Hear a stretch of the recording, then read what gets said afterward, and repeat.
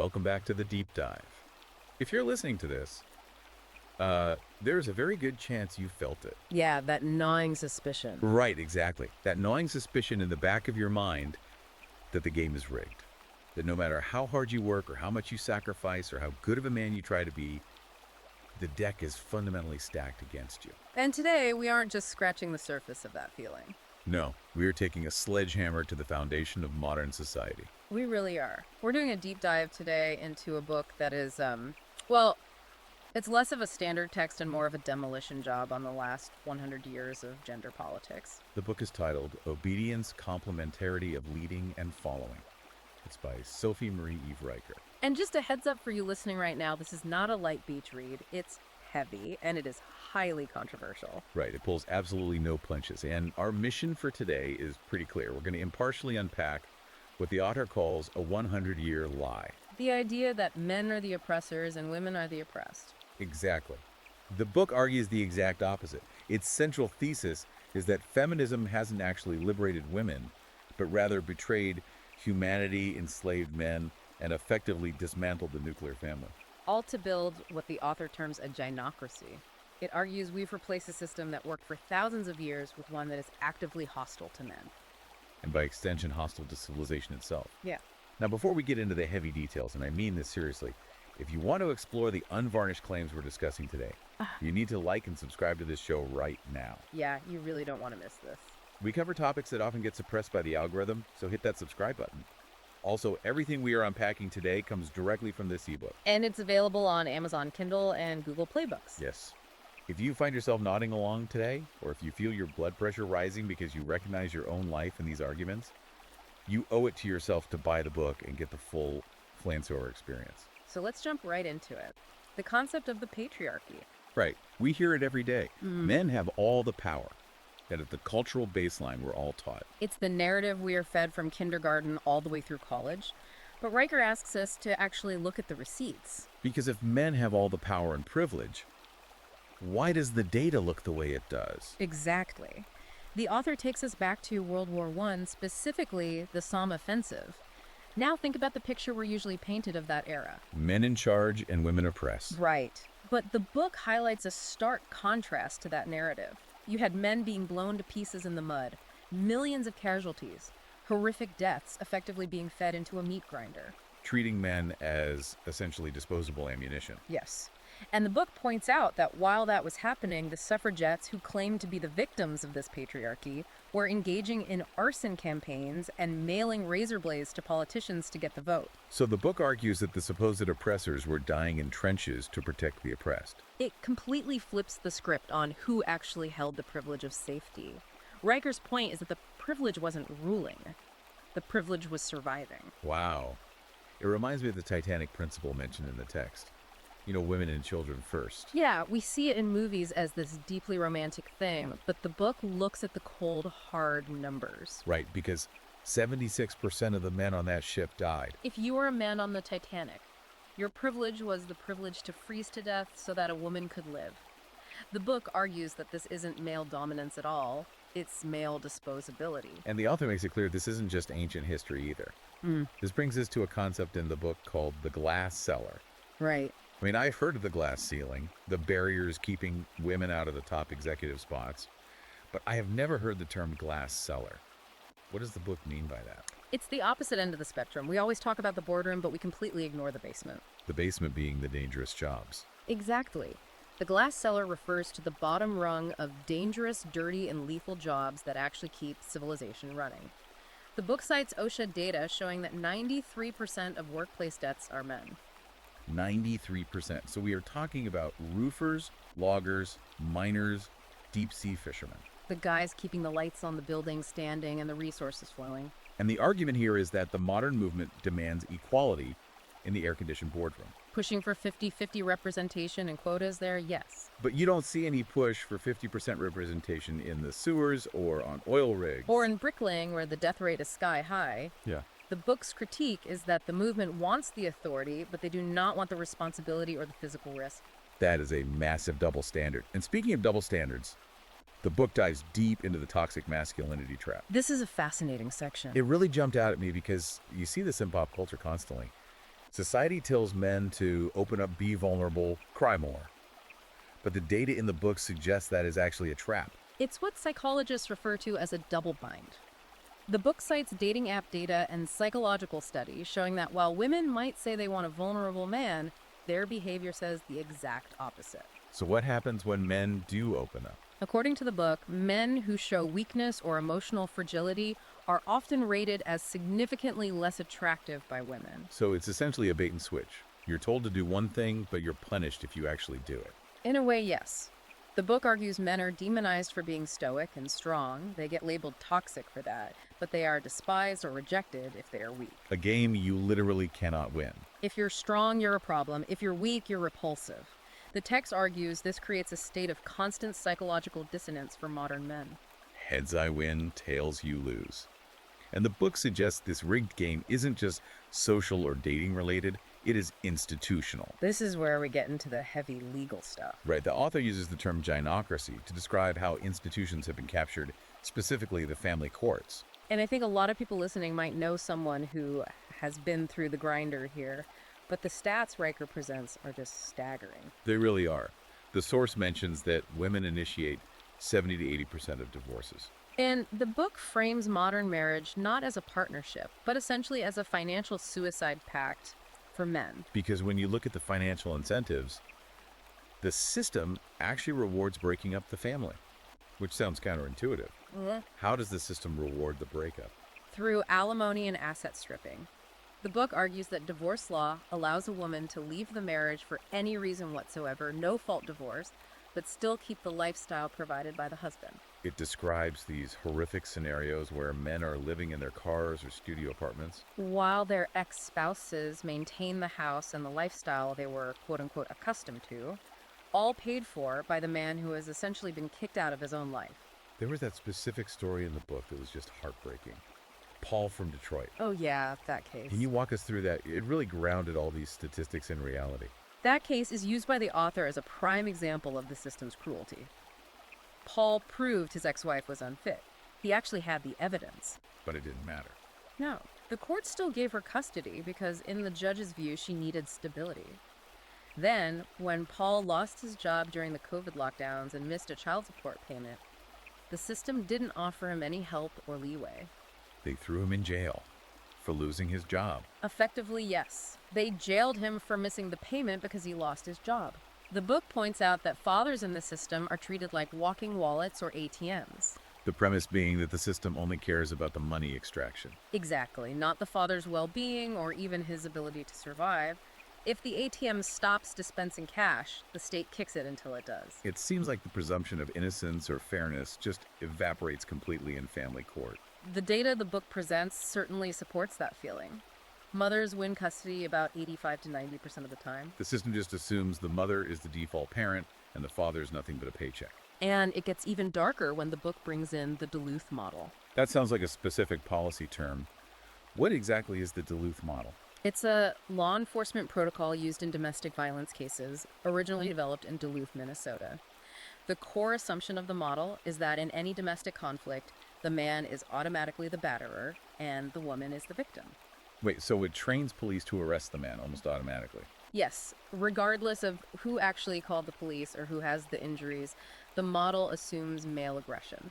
So even if the man calls the police because he's being violently attacked, he could be the one taken away in handcuffs. According to the book, yes, it institutionalizes the bias.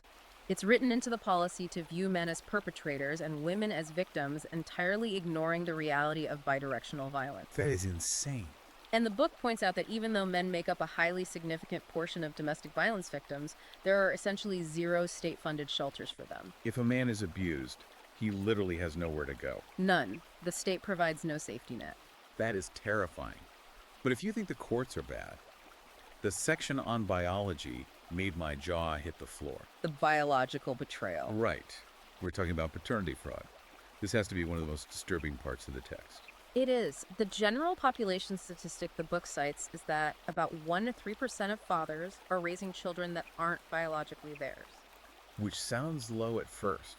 It does, but when you scale that to the entire population, you're talking about millions of men. However, in contested cases where there is already suspicion and a DNA test is ordered by the court, that number jumps up to 30%. 30%. That is almost 1 in 3 men in that specific situation finding out their entire life and family is based on a lie. Right. And the court's response to this is what the book describes as legalized cuckoldry. That is a very aggressive term. Why does the author use that specific language? Because in many jurisdictions, even when a man proves definitively via DNA that the child is not his, the court applies what is called the best interests of the child doctrine. Which means what exactly? It essentially says, you have been acting as the dad for this long, providing stability, so you must continue to pay, even if the mother committed explicit fraud to get him into that position. So the court literally forces the victim of the fraud to subsidize the fraudster. Exactly. Truth is no defense. The biological reality doesn't matter in family court. The book frames this as a massive violation of human rights that is completely ignored by international human rights organizations. It contrasts it so sharply with the "My Body, My Choice" slogan we hear everywhere. That is the absolute crux of the reproductive rights argument in the book. It argues that men have zero reproductive rights, but 100% of the financial liability. If a woman wants to end a pregnancy, it's her choice alone. But if she wants to keep it, the man pays for 18 years. He has absolutely no say in whether he becomes a father, but he is forced by the state to pay if she decides he is one. The author actually uses very strong language regarding abortion, doesn't she? She does. Riker refers to the 63 million abortions since Roe versus Wade as a Holocaust or a gendercide. The argument being that this isn't just about healthcare. Right, the book argues it is about power and population control.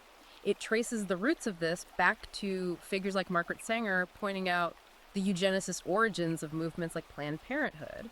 So the man is completely erased from the equation of protecting his unborn child, yet the state will hunt him down for a missed payment if that child is born. That is the exact contradiction the book highlights. And it connects all of this, the courts, the workplace deaths, the paternity fraud, to a much bigger political picture. Because none of this is presented as accidental. Right, it's not just the way things naturally drifted. The book argues this is a deliberate strategy, and this is where we get into the connection with Marxism. The unholy alliance. The book claims that feminism didn't just organically happen, it was infiltrated and utilized by Marxist ideologies to intentionally destabilize the West. How does the book make that connection? What is the ultimate goal there? The goal, according to the text, is to destroy the nuclear family. In Marxist theory, the family is the primary unit of resistance against the state. Because if you rely on your family, you don't need the government. Precisely. But if you break the father, you break the family. And once the family is broken, the state steps in as the primary provider, the hubby state, as some call it. And does the book name names regarding this infiltration? It does. It cites Gloria Steinem and the funding of Ms. Magazine, alleging direct connections to the CIA to steer the movement toward gender conflict. To what end? The idea was to double the tax base by getting women into the workforce while simultaneously lowering wages by doubling the labor supply. We see the fallout of this ideology in the economy today, specifically with diversity, equity, and inclusion initiatives. Oh, absolutely. The book seems to really go after the idea that diversity is our strength. It completely destroys that idea. It points to Norway as a primary case study. What happened in Norway? Norway mandated a 40% female quota for corporate boards. They forced it by law. The prevailing narrative was that this would bring new perspectives and drastically boost the economy. And the actual result? A significant drop in profits and company value across the board. The book argues that when you prioritize ideology over competence or over biology, you get disaster. It brings up Boeing as well, right? I think we all saw the headlines recently of the doors flying off planes. Yes. The book suggests that a shift away from rigorous engineering meritocracy toward diversity goals has directly contributed to their recent safety failures. Because planes don't care about your gender or your identity. They only care about physics. If you hire based on anything other than who is the absolute best engineer, safety is compromised. It's the death of merit. And the book argues this conditioning starts way before the workplace. It starts early in schools, what it calls the boy crisis. This is absolutely vital for any parents listening. The book argues the education system has been systematically re-engineered to punish natural masculine traits. Traits like competitiveness, high-energy stoicism, rough and tumble play. Exactly. These are entirely natural behaviors for boys, but schools now heavily reward sitting still, being agreeable, and verbal compliance. So we are essentially treating boyhood as a psychological disorder. We are drugging boys to make them behave like girls. The book links this directly to the massive rise in ADHD diagnoses and heavy medication for young boys. It creates a pipeline where boys just check out of society. They see the game is rigged in school, then they look ahead and see the workplace is rigged with diversity hires, and they simply retreat. And the ones who do try to succeed, they have to walk on eggshells because of the believe all women narrative. Which brings us to the weaponization of victimhood. This is the era of the accusation as evidence. The book goes through several high-profile cases like the Duke lacrosse team. That was a huge pivotal moment culturally. It really was. For those who don't remember, you had the media, the university faculty, and the legal system completely ready to crucify these innocent young men. Purely based on the demographic of the accuser, it turned out to be a complete fabrication, but the damage to those men was already done. The book argues that due process has essentially been replaced by listen and believe. Especially in Title IX tribunals on college campuses. A young man can lose his scholarship, his entire reputation, and his future based on an accusation with zero physical evidence. Yes. And the kicker, the book points out, is that there is rarely any consequence for the false accuser. You can destroy a man's life and simply walk away. The book actually calls victimhood a scam and a highly profitable industry, doesn't it? It does. It argues that this system monetizes male pain. Activists and NGOs make millions of dollars fighting a patriarchy that the book argues doesn't even exist. All while completely ignoring the actual crises affecting men right now. Like the suicide rate, the book highlights that men are killing themselves at 3 to 4 times the rate of women. But where is the funding for that? Where is the national outcry? The silence, the book argues, is because male disposability is the operating system of our society. It's heavy, heavy stuff. It feels like we are looking at a system deliberately designed to crush half the population. But the book doesn't just leave us in the wreckage. No, it talks about a reckoning and what it calls a collaboration cure. What is the takeaway there? Is there an actual solution presented? The collaboration cure is essentially a necessary return to biological reality. Riker argues that the grand experiment of sameness has failed. Men and women are not the same. And that is okay. In fact, it's necessary for survival. The book argues that civilization functions best when we acknowledge that men have a natural biological role as protectors and providers, and women have a role as nurturers. So it's not about oppression at all, it's about specialized roles. Right. It's about complementarity. The core thesis is that society collapses when it wages war on biology. Civilization needs fathers, not feminists. That is the quote from the book that really stuck with me. It's a very powerful summary of the text. If you remove the father from the home and you remove the masculine protector from society, you don't get a utopia. You get chaos. You get the collapse of the very structures that keep us safe and prosperous. This has been an absolute deep dive into the belly of the beast today. We have impartially unpacked the glass cellar, the family court gynocracy, the paternity fraud epidemic, and the Marxist roots of the gender war. But honestly, we have only scratched the surface of the data, the case studies, and the deep history packed into this book. We really have. Yeah. There are entire chapters on the history of marriage, Right. detailed breakdowns of the economic transfers, and more legal horror stories that we simply didn't have the time to cover today. If you want the full arsenal of facts and the irrefutable logic to defend yourself in this world, you need to read Obedience Complementarity of Leading and Following. It is a dense text, but for any guy out there who feels like they're being gaslit by modern culture, it is incredibly validating. Absolutely. It gives you the actual vocabulary to explain what you were seeing every day. So go to Amazon Kindle or Google Playbooks right now and buy it. It is a small price to pay for that red-pilled clarity. And if you want to keep up with the author's ongoing analysis, you need to follow @Conrad and Riker on Substack. That is @Conrad Anriker on Substack. That is where the fight continues. The conversation is definitely happening there, and it's growing fast. Before we sign off today, I want to leave you with one final thought from the book to chew on. We talked a lot about the past and the present, but what about the future? Right. Where is this all heading? The book suggests that if we don't correct course immediately, we aren't just looking at the end of the nuclear family. We're looking at a demographic winter. It's what some call the going galt scenario. Exactly. Because if men check out, if they stop marrying, stop building, stop protecting, because the risk is just too high, who builds the future? Who maintains the power grid? Who fights the wars? It is a chilling thought. It raises the ultimate question the book leaves us with. Can a civilization survive if it hates the men who built it? That is the question. Think about that.